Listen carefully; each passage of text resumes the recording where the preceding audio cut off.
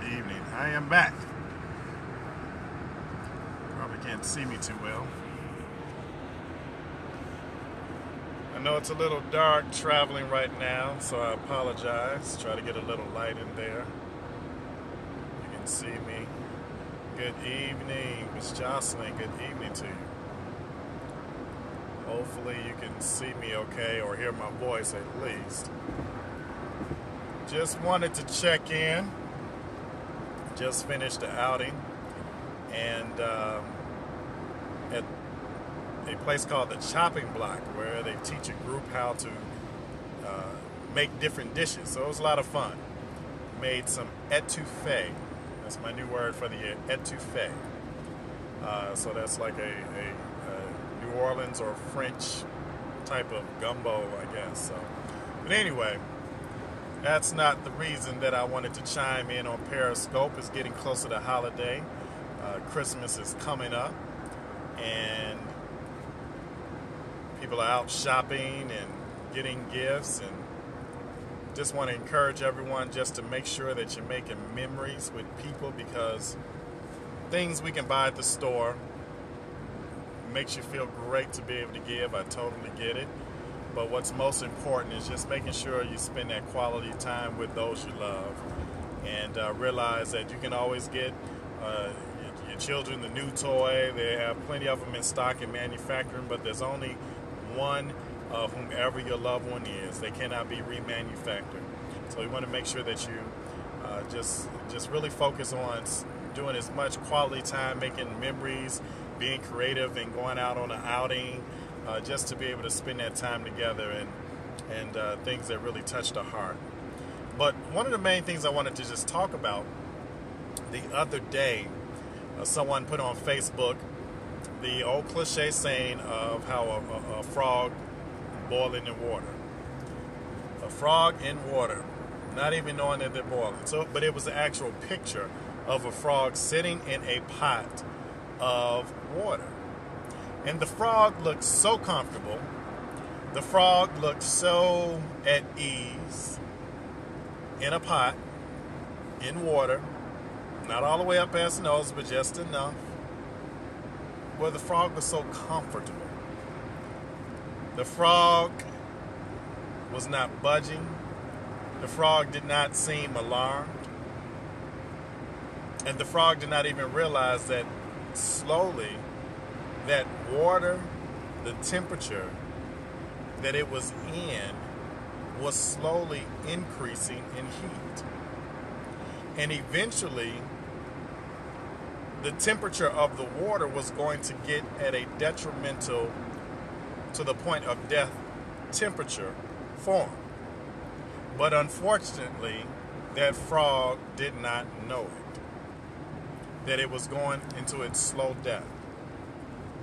And so it really hit me to see the picture. You hear the cliche all the time, but to see the actual picture really put things in perspective of how we don't think outside of the pot.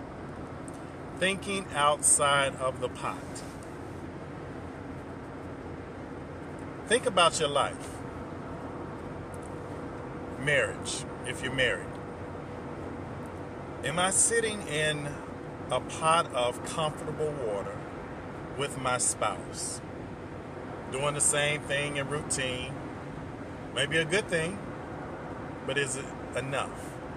Is it meeting the needs of my spouse? Is it adding to or increasing your relationship with one another? Or is your relationship slowly boiling to its death because we're in our comfort zone? Think about your relationship if you have children. You have children. You do the same things. Treat them the same way. Not really seeing how I can better connect to them. This is what I do. This is how I was raised.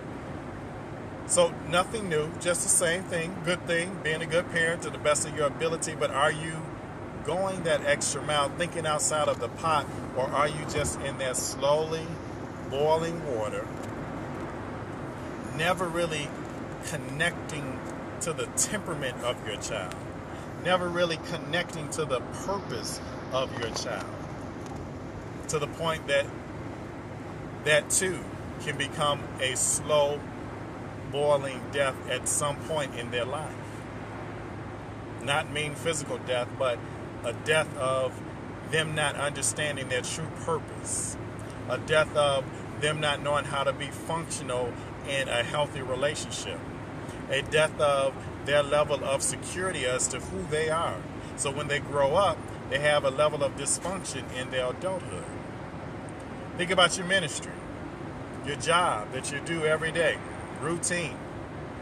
Are you just sitting in a pot of water that's slowly boiling to your death, where you just feel empty? And so looking at that picture of the frog sitting in a pot of water, not knowing that over time this water is going to get to a point where it's now detrimental, where once it was comfortable, it is now a matter of life and death. And not knowing that all along that I was decaying, I was dying, to the point where you won't even have the strength to get out of it or to continue. And so I just want to encourage us, myself included, let's think outside the pot. Let's think outside of the pot. Let's think outside of the pot with our relationships, our marriage, with our children, our employers, our ministry, our friends. Let's think outside of the pot. Let's see that there is more to life than sitting in this comfortable pot of water that seems right at the time. There's a book called Good to Great, very powerful book, written by a businessman who understood and studied different businesses and CEOs and their method of how they became a success. One of the quotes out of the whole book that stands out to me is this statement: good is the enemy to great. Wow. Good is the enemy to great. When I read that several years ago, that hit me so hard. Because a lot of times we go through life being good. I'm a good person. I'm a good husband. I'm a good parent. I'm a good minister. I'm a good employee. But good is the enemy to great. Because great is the ultimate level, the ultimate area of your life in which you are at your very best. Good is settling for just mediocrity. Good is settling for middle of the road. Greatness is what taps into your very being as to the purpose, the essence, the gifts, the uniqueness that you bring to the table that no one else can. That no one else can. So remember that. Analyze areas in our lives and see where can we step it up. Where can we think outside the pot? Where can we change our goodness and get into the area of greatness? So I want to thank you for joining me on this evening. It feels like a Friday, I guess, because the holiday store, you're all off, but it's just Tuesday evening. But thank you so much. Hopefully you have a wonderful holiday. Love on the people that are around you. Life is such a precious gift.